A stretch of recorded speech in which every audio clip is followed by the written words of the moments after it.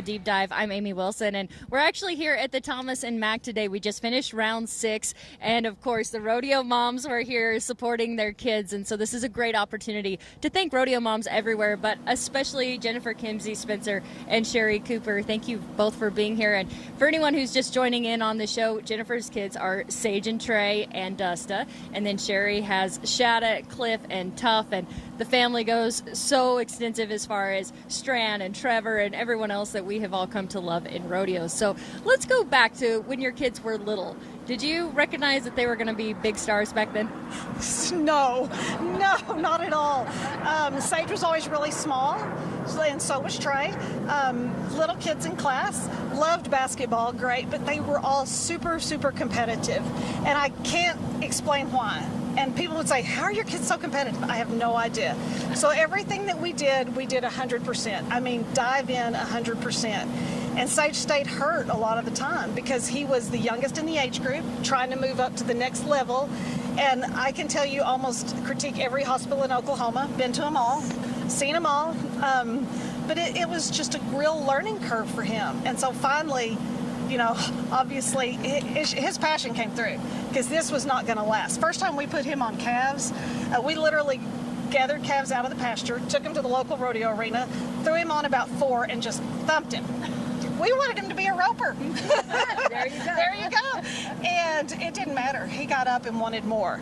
The kids worked all the events going through, you know, junior high, high school, all that. They roped, tied goats, ran barrels. Sage and Trey even trick rode with Dustin. But yeah, so it's obvious what was their passion. Yeah, they've always craved it, but I'm glad the talent caught up with how passionate they were. That's good. Sherry, how about you? Take us back to when your kids were little. So, the feeling I had was when they told me that Tuff was a boy. That's when I knew that he was going to be something special because he just was. You don't name a kid Tuff and expect him to not, you know, maybe accelerate in something.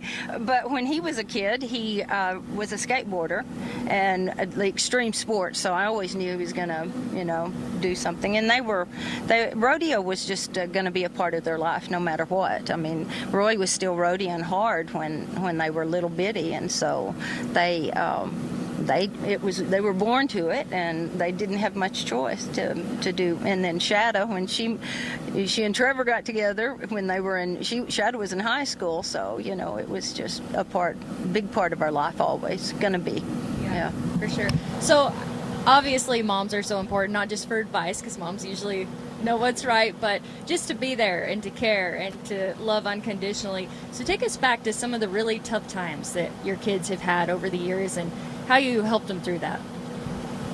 Does anything come to mind? Our list is long, as you can imagine, with bull riders. One of the ones that sticks out in my mind, we were at IFYR in Oklahoma. You had to dash to get to, I think we were headed to Wyoming for a high school rodeo, high school finals, and it was a 24-hour straight-hour drive. I'm driving, poor little Trey, he's tagging along, right? And Sage is in the back seat, he got stepped on. We didn't think much about it, barely made a little mark. And when we got to Dodge City, Kansas, Sage was crying. He said, I can't do this. I said, what is wrong? Well, about that time, it quit hurting. So we got on. I said, Sage, when we got to Wyoming, I said, go see the sports trainers. Let them work on you, right? Let's get this checked out. It was compartment syndrome.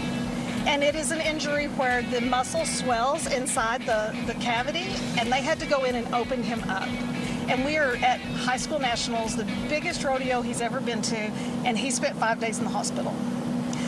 Tuff Hedeman came to see him. Dusta was still running poles, so I had to leave the hospital and go help her run poles. And then Tuff Hedeman came and sat with him. That was the rodeo family. Yeah. Yeah. That is a cool example of how the rodeo family really tough. Does step up no matter what. It's tough. Yeah, Sherry, anything come to mind? Well, you know, I'm just going to talk recent. Last year, when Tuff, about 3 weeks before the finals, he had a complete quad tear, and because he's not a bull rider and hasn't been, you know, he's been very fortunate to not have some injuries, but that one last year was pretty hard on him because he really couldn't lift his leg up, you know, and then he came to the finals 3 weeks later, and he had a pretty tough final. So, but we've been really blessed to not have big injuries throughout his career. Yeah, the finals are going great for Yeah. all of your kids, Tough and Trey and Sage, as I mentioned earlier. So let's focus on the positive moments. As you think back over their careers, what have been the best moments that you've gotten to share with them?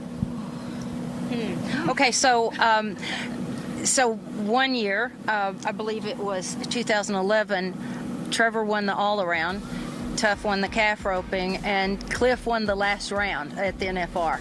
So that day is a really good day. But so many of the days, when they're all competing against each other, your percentages of winning are pretty high. But who are you pulling for? Everyone said, who do you pull for? When Cliff and Tough are, and Strand and Trevor and Stetson, the cousin, they're roping against each other. You're kind of pulling for which one? Well, you pull for all of them, but there's those days, that you deal with a really good run and maybe a really bad run.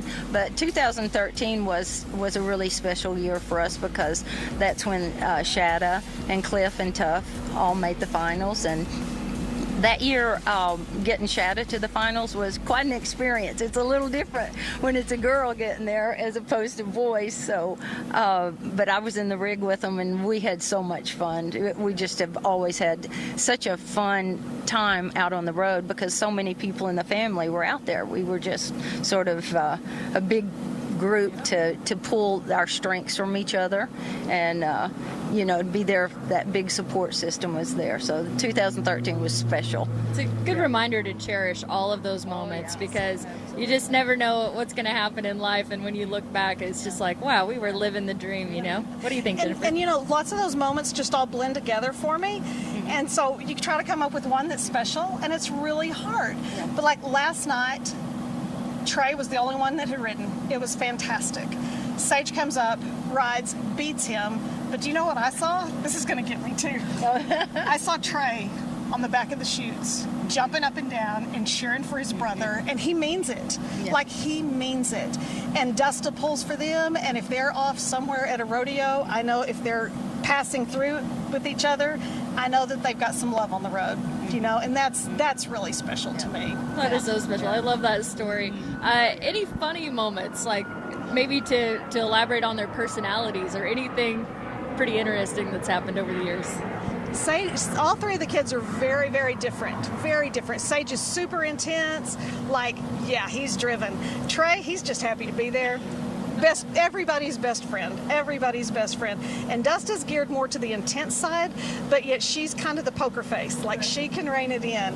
And so when they all get together, especially like the trick riding, when they were trick riding, that was just really fun memories because she was driving the ship and the boys were just there, and Sage still, they're unbelievably talented, and they could come out and trick ride nothing, no practice, no nothing, and Dusta's working her tail off for it. So Yeah, very cool. Speaking of trick riding, that's so interesting because Riley Webb I think he was trick roping here at the NFR when he was a little bitty kid, and you think of Anthony Lucia doing that now. He's the announcer of the year, and it's interesting how many people were involved in that now are doing other things.